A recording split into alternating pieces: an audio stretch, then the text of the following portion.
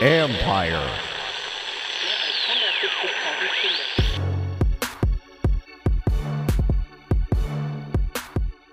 Hello and welcome to another episode, as in the second episode of the Last Man Standig podcast. Yes, I'm your host, Man Standig. I cover the Washington Commanders for The Athletic. I appreciate everybody back here. Of course, many of you are tuning in for the titled Standig Room Only podcast, but as I explained in the previous episode, that is going away. Nothing's changing otherwise with the podcast. Well, two things are changing. The name is changing to Last Man Standig, and this feed is going away. So what all that means is to keep hearing all the great content here on the podcast, you've got to subscribe to the new feed. So you're going to hear me talk about this a lot. Last Man Standig, my last name, Standig. It's on iTunes and Spotify. It should be pretty much anywhere at this point that you do your podcasting. I'm a Podbean kind of a guy, and I found it there today. It wasn't there when we first made the announcement that I'm going over to Empire Media, where my guy Bram Weinstein is, of course, running that show. Bram and I spoke on the first episode of this podcast and laid it out in great detail. So please do that. And I really appreciate the encouragement that I've gotten from so many of you already on social media and elsewhere about this. Now, on this particular episode, we've got a lot to get into. This was kind of a busy Tuesday for the Commanders on a lot of fronts. First of all, Jayden Daniels will be starting in the preseason opener against the Jets, and he is QB1 on the unofficial depth chart. Dan Quinn talked about this today. That's obviously not the most surprising news, but it's the first step towards the ultimate acknowledgement that Daniels will be the QB1 in week 1 against Tampa Bay. Now, I'll talk more about this in a second. In addition to that, both coordinators talked today. Offensive coordinator Kliff Kingsbury, defensive coordinator Joe Whitt Jr. We'll discuss a couple things that they had to say. I mentioned the unofficial depth chart. There's some surprising things there, but again, it doesn't really mean that much. It really doesn't mean almost anything at all, frankly, but it's a good jumping off point to get into a couple conversation.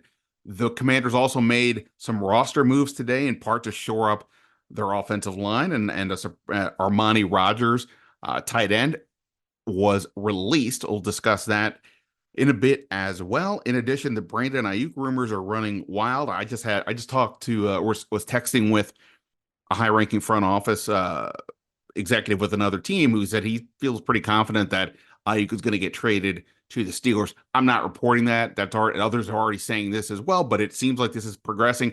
I don't get the sense that Washington is involved. We can talk about that as well. In addition to all of that, at practice today, which was a sweltering one, was also attended by Joe Gibbs and Daryl Green. My guy Mitch Tischler from Monumental Sports and the Beltway Football Podcast, we talked today while practice was going on. So you'll hear the ambient noise. You'll hear Mitch and I discuss the Daniels news. Plays were happening right in front of us that we got into, and a whole bunch more as Washington is getting ready for Thursday's joint practice at the Jets, followed by the preseason opener against the Jets on Saturday. So a lot to get to. We'll do it as efficiently as possible here on the Last Man Standig podcast. If you missed what I had to say the other day, I'll repeat it again now. I am still at The Athletic. The Athletic has been great to me. We're happy to be there. All that good stuff. The Athletic, though, has moved into a different direction with their podcast world. And some of you guys have heard me talk about this in the past, that I'm kind of a one-man band here with my podcast. I was doing not only obviously all the talking, but booking the guests, doing the editing, and all that kind of stuff. Other podcasts in the local space had a little more help, and the Athletic said, hey, we're focusing on national podcasts, not so much the locals anymore. So they gave some of us the opportunity to take our to move if you want to do a podcast somewhere else. So I took them up on that offer. Alas, the name and feed have to stay. Okay, I bellyached for a minute. We've now moved on So I'm going to join up with Bram and his group over at Empire Media. That's also, of course, where John Keim does his podcast. Eventually, there will be a YouTube option also. Hopefully, Bram and I haven't nailed this down yet, but hopefully by the start of the season. So that'll be fun to do as well. But again, so the deal will be for the next through the preseason, I'm going to double up these podcasts. I'm going to put a podcast on both the old Standig Room Only feed as well as the new Last Man Standig feed. The Standig Room Only feed will stop updating once we get past that third New England game sometime after that. So that's why you got to make sure subscribe, and subscribe multiple times for all I care. Subscribe on the new feed, Last Man Standing. It should hopefully be everywhere you do your podcasting, and that way you won't miss any of your episodes. Help spread the word. I've been doing what I can on social media, but obviously, and as well as here, but obviously, I take all the help I can get. So looking forward to, well, we're already getting going, but looking forward to making that transition as smooth as possible. And you guys will be a big help in when you sign up by doing that. Also, if you have a minute to drop a rating and a review, again, it's the same podcast. So whatever you kindly said before about that podcast, if you have a minute to drop that in the feed, particularly if you're an iTunes or a Spotify person, but anything really kind of works, but especially there, to let people know. So that way the algorithm is aware, hey, there's something different going on here. This is a podcast you want to check in on, and hopefully everybody will do that. So definitely appreciate all of that. As far as the Athletic, I'll have a new story up probably tomorrow morning, so Wednesday morning, about some of the guys who are in that underdog role trying to capture this opportunity to have a good showing for the roster. Sam Hartman among them, so you can check that out on the Athletic. And of course, always you can follow me on Twitter at Ben Standig. All right, a couple quick things here, and then I'll get to Mitch, and then I'll get to a couple other things on the back end of that conversation. So again, Jayden Daniels, Dan Quinn said today, is the starter for the preseason game. He has not officially talked about week one. He's also QB1 on the unofficial depth chart. Quinn said that Daniels has earned it. He said he's exceeded his expectations, not just with the talent on the field, but his processing, his decision-making over the course of this entire offseason program. You know that I try to sort of rein in the hype, but it's been pretty notable that Jayden Daniels has seemingly met every test he has faced so far. We don't know what's going on behind the scenes in the film room and some of that, but even there, from what we're hearing, that's gone well. Kliff Kingsbury said today that Daniels must be the hardest studier every night, because every day when he comes in and has to go through the playbook, he's on top of it. He's very sharp. So that's all very good signs there. So eventually he'll be named the week one starter, but this is the first step towards that. Of course, going up against the Jets, it will be a different challenge for him and for the whole team, but facing a new defense, a new group. Mitch and I talked about this a bit, so I won't step on that too much, but obviously that's huge news, expected news, but nonetheless, they made the right call. We're not going to have to play too many games much longer with that. The unofficial depth chart, as I mentioned, two other rookies are listed with the first team. Brandon Coleman at left tackle, Mikey Sanders still at the slot corner. Sanders still certainly not a surprise, and I think Coleman, he was not out there today, but he has been out there pretty much at left tackle almost every day for several days now, in part because Andrew Wiley at right tackle has missed practices with this ongoing quote unquote tightness. And so Coleman, whether he's winning it somewhat by default or he's really impressing them that much, I think he's looked good, but this is why a practice in a game like this will be a big test for a guy like him to deal with the speed of somebody who's legitimately trying to get after the quarterback and coming with bad intentions for sure. We don't know why Coleman was absent today. He was on the field, but not participating. So we'd speak to Dan Quinn before practice. We saw him after. Hopefully it's not a big deal. They are already thin there at the tackle spot. They have today, I mentioned they made some moves. Today they waived tackle Alex Ikenbulu with an injury designation. At the time, Mitch and I talked about that, but we didn't know at that point that it had happened. He left practice the other day. I don't get the sense the injury is particularly serious, but it may be long enough where he needs to, they need to move on and make some moves. So he's out. They did sign center guard JC Hassenauer. That's an interior line option. Washington has been using guys like Mason Brooks and Chris Paul a little bit at tackles. Brayden Daniels obviously was drafted as a tackle. I don't know if the move of signing an interior lineman suggests that somebody there will be moving more outside. We'll have to wait and see. But again, they're going to need some more available bodies this week against the Jets. I mentioned that they released Armani Rogers. He's one of those guys, he's coming off the Achilles injury last year that wiped him out for the 2023 season. He's had a relatively quiet camp. There was one day for one-on-ones where I thought he looked pretty good, but we haven't seen that same spark that we did in that breakout 2022 training camp where he, went from being a college quarterback to a professional tight end and really showed some possibilities. But unfortunately, the Achilles tear may have just sapped too much of his athleticism out, and it looked like he may have been shying away from contact a bit in the opportunities I saw of him. So he is out, which of course then means if they're going to keep four right now, that would mean that would be either Cole Turner, who's going into his third year, or undrafted free agent Colson Yankoff. He is also somebody that I talked to for this new story that I have coming up. He's a former college quarterback, wide receiver, and then running back his last 2 years at UCLA. He's got good size, very good length. He's a special teams. I don't know if ace is probably too strong, but he really stood out at UCLA on special teams based on some of the pre-draft information that I read.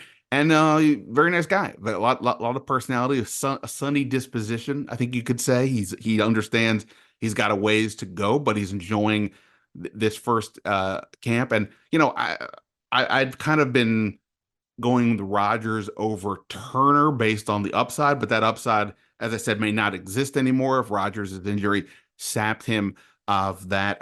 Turner is one of those guys, and again, Mitch and I get into this, that the regular season showing has not matched the hope that he displayed earlier. So we'll see how that matchup goes. I will get to some of the unofficial depth chart and what the coordinators had to say in a minute, but I'll just quickly address the Brandon Aiyuk situation. This is obviously a very big deal. I don't have the sense that Washington is involved in this. You've heard me talk about this many times already.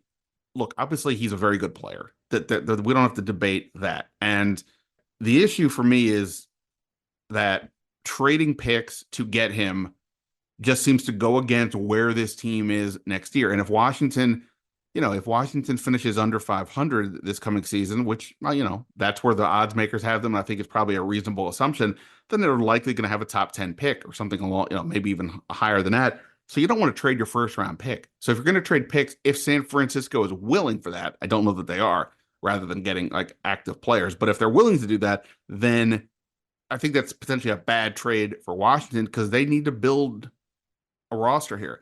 If the deal was sort of more Brandon Aiyuk with a Terry McLaurin involved, again, that's a big long shot because of McLaurin's importance here. But Ayuk's a younger player. He's arguably a better player. And of course, we know he knows Daniels and Adam Peters. So all that would make some sense, but I just don't see that ultimately happening. And again, I haven't had the sense that Washington is involved, but these guys have been stealth in other moves. So we'll see. Steelers seem to be arguably the team to beat, but reports have multiple teams interested. Again, I don't know that Washington is one of them, but needless to say, it's a topic that a lot of you have asked questions about, not just today, but over the course of the last several weeks. All right, I'll get to some of the coordinators and unofficial depth chart stuff in a bit, but let's get to my conversation with the great Mitch Tischler. Again, we spoke live during practice, so you'll hear crowd noise, you'll hear some sirens, you'll hear some cheering, and you'll hear us talk about Jayden Daniels and the play that is happening in front of us. So here we go. My conversation with Mitch Tischler here on the Last Man Standig podcast.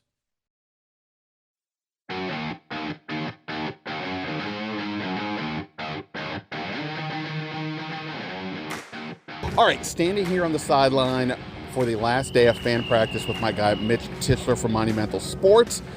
Mitchell, thanks for talking. We're doing this literally. They are on the field right now, going through special teams drills right now. You can hear the whistle announcing that they're starting a new session, and we may get some offense, defense here in a second. And we'll interrupt each other as this is happening in case something notable happens. First off, thanks for doing this. And second of all, we had some news today, unofficial news. Well, no, official news, but then unofficial news. That Jayden Daniels is going to start the preseason opener. Not a surprise. He's listed as the first-team quarterback. Not a surprise. What do you make of the fact that it's not a surprise? We're finally at the point where, okay, we're acknowledging what's happening. Well, I like standing here on the sideline with you, Ben, and watching a little football. I don't think it's a big surprise. I don't think fans should be surprised. I hope it takes a lot of the curtain away from the competition charade that we've been playing under the past couple weeks. We all knew this was going to be Jayden's job, and quite frankly, I think it's super important that Jayden gets out there for some preseason games. I think there's a value to going through an NFL preseason, getting to the stadium, warming up, what time the coaches want to meet and talk about, what time he has with Kliff and the other guys, and then obviously going through a game, understanding the speed with which the games come up and these different things happen.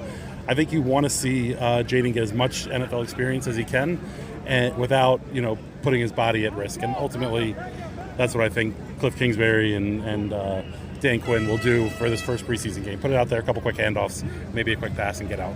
And the other part of this is just so if everybody hears, hey, he's starting for the preseason opener. He's not playing 4 quarters. In fact, he may not even play more than a drive, depending on what happens. Dan Quinn made it clear, which is logical, that they're really kind of viewing this as the preseason game and the joint practice together, and they're factoring in how many reps are likely to be received by everybody in these games. Daniels is literally right now dropping back to pass and throws a ball to Zacchaeus for a nice little gain. Good read there, for sure. So the joint practices, I think, is ultimately going to be the bigger deal here. But I do agree with your point that getting into that rhythm of what's going to happen on game day is notable. Dan Quinn said that Jayden Daniels has earned it, and I think to some degree, we all want the obvious to get stated already. But just like with the rest of the roster, he's not really naming starters, and he wants to not anoint. He wants them to earn it, and he did. So I think that is notable. It's not like it's not like last year where Sam Howell was told, we were told he was the starter in January before they'd even signed Jacoby Brissett. Here, okay, Mariota was here, and Daniels got the job. Obviously, the coach's words matter, and I do believe that he is instilling a little bit of an old school NFL feeling with this roster, making guys compete, not letting rookies kind of step in and be the anointed starters. But you're looking across the board and you see Brandon Coleman starting as your starting left tackle, and you see Mikey Sainer still. You see Jordan McGee. I mean, I think you're seeing the impact, the type of impact that a rookie class can make that we haven't really seen here in Washington for a while. But going back to Jayden playing in that first preseason game, I do think the amount of time he sees will partially be dependent on the health of the offensive line. We've already seen a little attrition there with Andrew Wiley, who's been dealing with general tightness is what we're told. Yeah. But we're going on a full week now of him not participating in any sort of 11-on-11 or physical portions of practice. Just today, we're recording during practice on Tuesday. Brandon Coleman is not practicing, as Zach Ertz makes a real nice one-handed catch off the pass from Jayden Daniels with who was it? Percy Butler in coverage, or Jeremy Reeves in coverage. Gotta love to see that. Yeah. But yeah, I think some of the attrition along the O-line will play into how much we see out of Jayden on Saturday at noon in New York. I think, to me, even beyond the obvious stuff, the number 2 pick and all that, right, because of the concerns with the depth on the offensive line right now, again, not long-term concerns necessarily, but just short-term, that if they're only going to have your sort of 5 best guys out there, there's another You can hear the fans react. Another long play. This with Daniels. Who's that? Bryson Tremaine. Bryson Tremaine. My guy. Is he? Our is guy, it, our guy, guy? really. Okay. Our guy. Yeah, that's gonna be a fun one. Tremaine and Tinsley, if it's sort of down to them for one spot, perhaps. We'll get to that in a minute. So yeah. So Jayden Daniels will be out there with the ones. Is he going off to the sideline? Yeah. Is that Tremaine? That's Tremaine. Looks like might be favoring a shoulder, or maybe air got knocked out of him. You never know with these things. You never know. All right, so you mentioned the other two guys, Brandon Coleman and Mike Sanders, still also listed with the ones. Now, Coleman, of course, has been out here playing a lot of left tackle in practices with the ones the last several days, in part. Go ahead. I'll come at it. Coach Gibbs is going to go meet Melba shortly if you'd like to go. Is he going to be made available to us in general? I think so, yeah. Okay. I think down there. Okay. Shortly. Sorry. No, you're good. Worries. You can edit that. I'll just start over. Okay. All right, so you mentioned the other rookies, Brandon Coleman and Mikey Sanders, still with the ones. Now, Coleman has been out here several days in a row, working really at left tackle with the ones. Part of that is perhaps because Andrew Wiley has been out. They've had to shuffle some things around. Part of it also may be because he's showing enough for the coaching staff. Now, you did, because you're an Eagle Eye reporter here, you noticed that Coleman, I haven't looked here. Has he been out here since, or is he over on the sideline? No, he's over on the sideline. He's standing with Wiley. You can see the two of them talking. He doesn't even have a helmet. He's in pads, but has no helmet today. So that's all right, John Keim. You can come in. We're all part of it. No helmet today at practice. No haven't seen him. Go back to your show, fellas. Appreciate it. So we were just talking that they worked out some offensive linemen today. I don't know for sure what was the guest list. I don't assume it's bigger names that people have been clamoring for just in general without injuries, but at least at a minimum they've got to probably have some depth, because at the last practice you had Mason Brooks, a guard, playing right tackle. And you want to go into these things with at least a viable options to help the whole offense, because whether it's Jayden Daniels or Sam Hartman, and you need to have the offense flow to get everybody an opportunity and for things to look great. Yeah, I mean, the tackle depth is a question anyway. But if you're basically starting with Trent Scott as your right tackle and Cornelius Lucas as your only two healthy, really number one tackles, after that you're looking at Brandon Daniels as your tackle. They've been working through Mason Brooks, like you said. Chris Paul's even getting a couple snaps out there. Then you have, kind of the back end, Alex Akinkabalu, who I believe came off the field yesterday. I don't think he's out here back again today. And then the UDFA, Nagugu, who's the other, I think the only other tackle really on this roster that's a full-time tackle. The point being, you're getting pretty far down the list. I had mentioned to you, Ben, a couple years ago, they brought in Eric Flowers, who obviously was a top 10 left tackle taken by the Giants. They brought him in to play guard. It ended up working out extremely well with him at guard. He played well for the season and a half that he was here. But in his first year, I believe it was Charles Leno got hurt at one point, and they kind of slid Eric Flowers. Nice interception by who we got there? That nickel? Yeah, off of Mariota on a tip ball over the middle. But anyways, they brought in Flowers. They tried him out at left tackle, realized he couldn't play that position, and they were able to move him back inside to guard. I'm hoping that a couple of these injuries early in camp are showing this coaching staff how thin the depth, especially at tackle and on this O-line is. Because Sam Cosmi, I believe, isn't out here again either for a second consecutive practice, which is not concerning because we know who Sam Cosmi is, but also not concerning because, you going into this Jets joint practice, you want those guys to get that work. My sense with Cosmi is it's not a physical injury, maybe just dealing with a touch or something. By the way, Bryson Tremaine walked off the field. He got up, he walked over to the sideline where we are, and he looks to be okay. So we'll see if he goes back in, but he looks to be okay. Yeah, no, the offensive line situation is interesting. You are the offensive line guru out here. Fans desperately wanted them to get more left tackle options, that they weren't comfortable, whatever, which is understandable. Beyond the injuries, where are you on that front? Do you feel like if Coleman and Lucas and Wiley and Trent Scott are healthy, that sure, that's not Jacoby and Samuel, but it is what it is. Is that enough, or do you think you've seen that we're like, oh man, they really got to get more? No, I think it can be enough, and I understand the fans' frustrations with the addressing of the O-line because, quite frankly, it did need to be addressed a little bit more than it was. But I think also had they taken Brandon Coleman with the 35th pick in the second round, fans wouldn't be as concerned about it. But what I think you have to look at it and like about it is that, Dan Quinn and Adam Peters were confident in their evaluation of Brandon Coleman and were willing to wait and trade back and trade down because they liked Coleman that much and they knew that they could get him at this point. And, from what we've seen, and you've only seen so much, but he's checked every box that you've wanted him to check so far.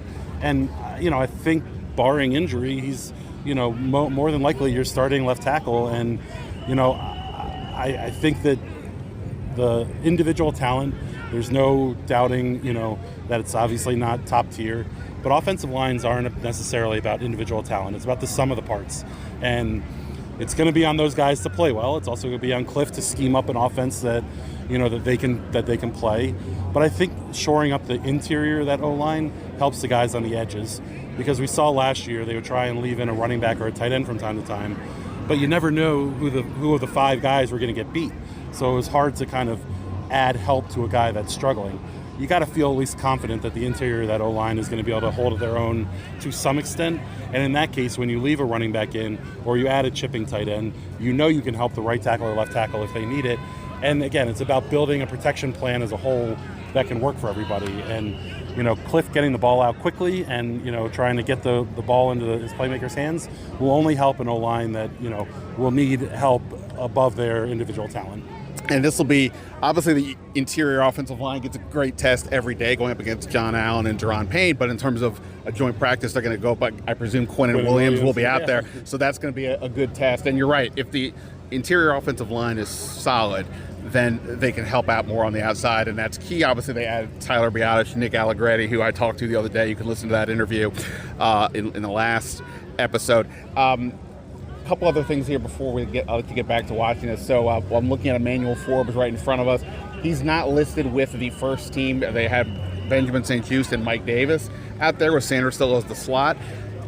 I don't view that as a real anything quite yet. Forbes has been out here plenty with the ones, and I don't think St-Juste or, again, to use the analogy I used before, I don't think St-Juste and Davis or Darrell Green and let's just say Martin Mayhew for a Super Bowl team. So, there can be some changes there. I think Forbes has been fine in camp. I mean, all the defensive backs at some point get toasted because the nature of this and the receivers have the advantages. But, he's not shied away from contact for the most part. Not that there's a ton of contact. So I think he's looked good. But again, Garrett Wilson is out there for the Jets. Aaron Rodgers presumably is going to take some reps or take reps in the joint practice. So this will be a test for not just Forbes, but the secondary as a whole. Yeah, I mean, I think in both these joint practices, both in New York and Miami, on both sides of the ball for the Commanders, they might have stiffer tests with both of those teams because both of those teams are much more established, much closer. They have Super Bowl intentions. The Commanders are obviously, want to get there, but reality is you're hoping they have a winning season this year. They're working their way up. So I think it's going to be a good test kind of for everybody across the board. But really, when we talk about the physicality stuff, there's a couple guys who I think these are going to be super important for. We had to see it from Brandon Coleman. We had to see it from the O-line and, all those guys. But every year there's guys that kind of seem to stick out in training camp, but then kind of wilt when we get to the regular season. And I think Emmanuel Forbes is one of them. I think you got to look at De'Ami Brown as another that's going to be important to show out. And then Cole Turner is the third. Yeah. I think those three guys are, particularly if you want to point out some guys who really need to show well. Jamin Davis obviously is in that group as well. But the physicality they're going to face on Thursday against the Jets is going to be just a big step up from everything that they've been doing here and will be a real telling point for us to look at them to see where they're at, and I think also for them to get some realization about where they stand in the pantheon of NFL gameplay. Something just happened here that I wanted to point out. I remember, so basically, it's cliche to say that the coaches want you to play hard on every play, but they've really emphasized that it's not just run the play. Like just right now, Daniels threw a short crosser to Zacchaeus. He catches it and he turns up the field. And like if he goes like 10 yards, like, okay, you can stop. You don't have to go anymore. No. He went the whole way, sprinted down to the sideline with the defensive back right there trying to bring him down. And I say that to say that there is something about that building up that instinct to do these things. I remember asking last year when we would see Sam Howell at quarterback, there's no tackling, but he would be back there for a good 5, 6, 7 seconds, before, and then they would throw the ball. And I remember I asked Ron Rivera on the side once, like, hey, isn't that sort of odd? Because you want him to get the feel for, like, what is going to be real, blow the play dead. And then, of course, we see kind of how that unfolded. So I do like the fact that these guys are, and this has been all camp, they've been running all the way through the play. And I do think that's key, whether you're talking about the line or the receivers or anything like that. I also think they've been doing a good job with the quarterbacks of making it realistic. We've seen Marcus Mariota tuck the ball and run a fair amount, more than I think you would want in a game. But he's also dealing with it realistically where when the play is dead, if the play is dead, he's tucking it and running it as opposed to just standing back there 5, 6, 7, 8, 9, 10 seconds. Just had Jahan Dotson catch a deep ball from Mariota, a little bit underthrown, but Dotson did a real good job of adjusting to the football and coming back and making a big catch. Yeah, for sure. Last one again. The unofficial depth chart is what it is. But one other spot that's been interesting is the return game. Now, again, unofficial. They list Jamison Crowder as a punt returner. Not really a surprise there, but they listed, and I'm going to butcher the last name. We need Bram Weinstein here, or maybe you. But Noah Igbenogany, the cornerback who came over with Quinn and Whitt from Dallas, former first-round pick. He's listed as the kick returner. I haven't mentioned him a ton because, there's like 10 guys back there, and I've just been sort of going with the obvious ones. I think it'd be kind of big for them if they can get a non-receiver running back to do the returner, because then you don't have to necessarily keep a guy solely for that, and especially if you're already going to keep Crowder. Do you have a favorite in mind for that job, or what do you think about that one? Yeah, I mean, I think the bigger point of it is that they haven't done a whole lot of kick return or kick off here. They've done a lot of punt stuff. We've seen them do returners with no, field players for kick returns and stuff like that. I think with the new rules and everything that's happening, to me, it strikes me as something that Dan Quinn and company are trying to keep under the radar and maybe doing when we're not here and the fans aren't here to see. But it was certainly surprising to see Noah I, which is the easiest way for me to talk about. We haven't seen Noah I back there at all for any of this stuff. At least I don't believe I have. And so, I think it might just be a name that they put in. It's Dan Quinn talked a little bit about it being the PR staff helping with the depth chart for the first one. So it's not really an official coach's depth chart, but watching how these special teams play out is going to be interesting because that is going to define some roles. And if you're keeping Jamison Crowder as your kick returner, punt returner, is there room for him and Pringle to be on the roster? Does that take a spot away from a guy like Tremaine or Mitchell Tinsley who are trying to, be a back end? The thing I like about Tremaine is he's really the only receiver that gives you height. He's the only one over 6'4" on the roster, over 6'2" on the roster at receiver. Obviously, they have a big tight end group, but if you're going to keep these receivers as kind of specialty kick and punt returners, you're taking roles away from guys who might be able to help you, in the field of play. The fans are being told to cheer. They listen. I don't know how it's going to be for the podcast, so bear with us here for a moment. We'll do some play-by-play. They're dropping back to pass. Mariota is looking down the field, throws over the middle, complete to, is that Byron Pringle? Byron Pringle. A little short gain there. Who's 50? Who we got at 50, 58, 56? Is that KJ Henry? KJ Henry 55. I don't know. Mason Brooks around the outside, put a little pressure on Mariota, but he was able to step up and make a good throw there. We got Stromberg taking center reps with Paul and maybe Good Jones at guard. And then we have Daniels and Mason Brooks at tackle here. And by the way, one play earlier, Austin Jones, one of the undrafted free agent running backs, had a nice gain outside. I think that's third. Where did he go to college?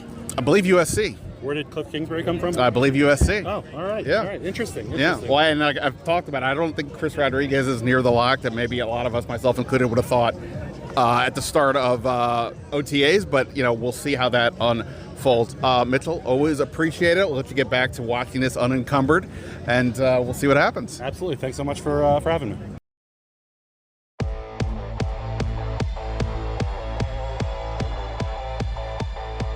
I don't know if I've done this every year, but I always enjoy the live conversations on the sideline.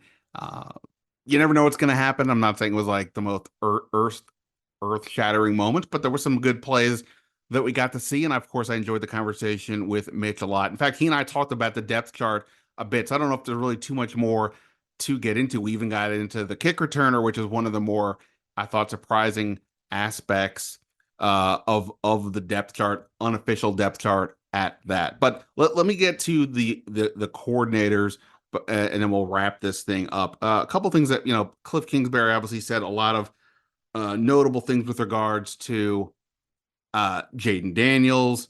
He said, let me find the one thing he said here, quote, about his progress. Quote, yeah, I love the process. I love how he approaches each day, how he handles the good, the bad, all the installs. He must study it like crazy at night because every morning when we get here and he walks through it with us, he nails it. And so you just appreciate the work he's putting in. He's paying the cost to try to get where he wants to get. And that's all you can ask from a young player. End quote. Look, I am a cynical guy at times, and sometimes I hear these things. I'm like, okay, sure. This is what else are you going to say?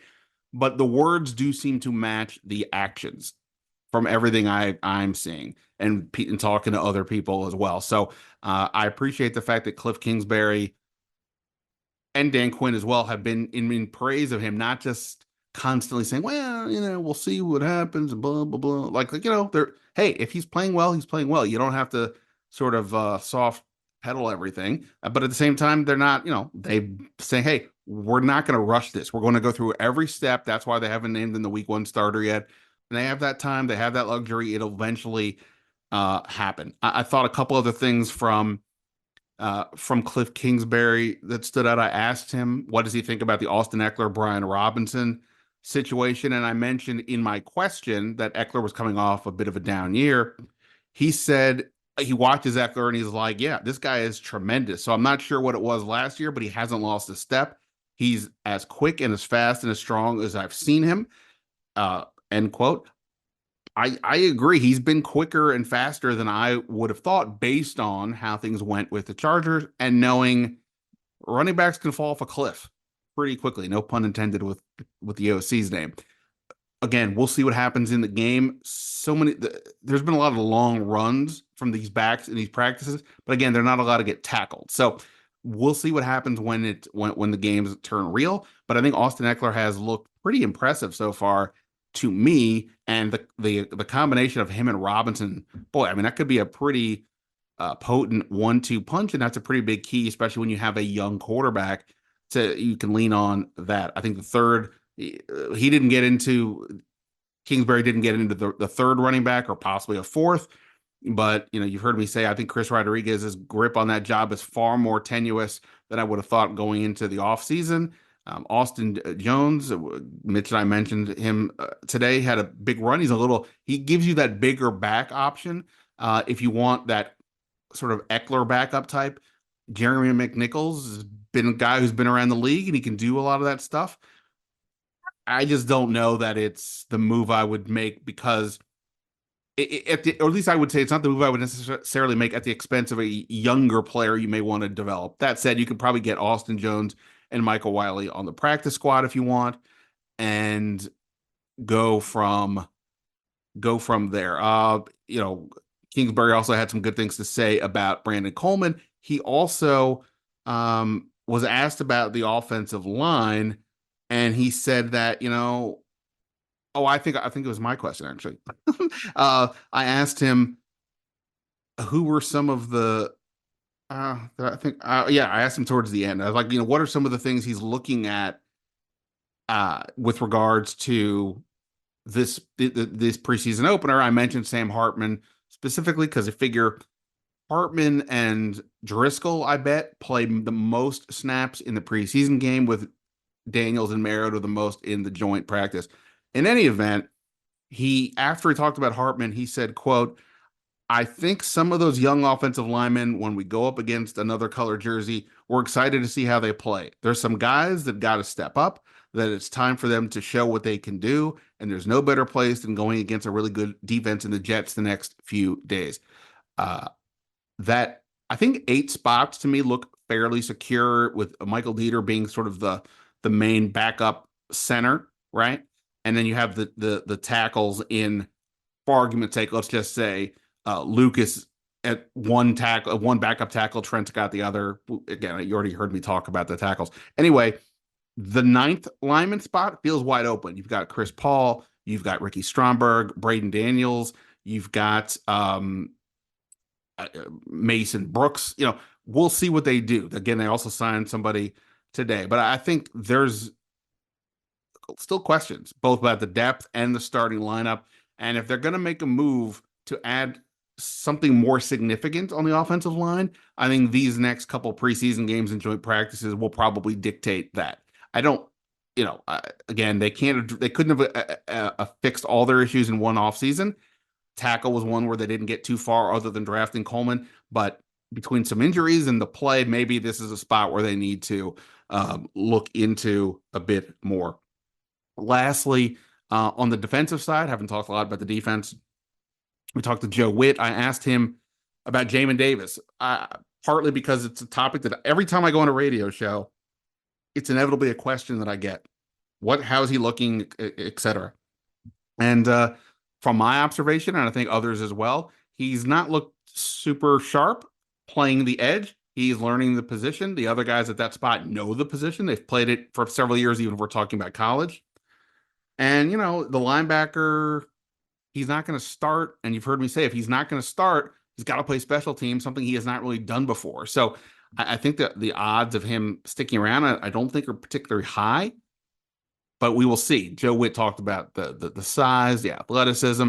He talked about Jamin's willingness to try, to learn. And, you got to respect all that. So I think Joe Whitt is a bit of a no-nonsense guy. I don't think he'd be lying to us or saying too many nice things if that wasn't the case. But needless to say, it's not going to shock me if Jayden Davis is in the second half of this preseason opener, which would be odd based on the first 3 years, but expected based on where he is right now with this team. The preseason and these joint practices are important for so many guys.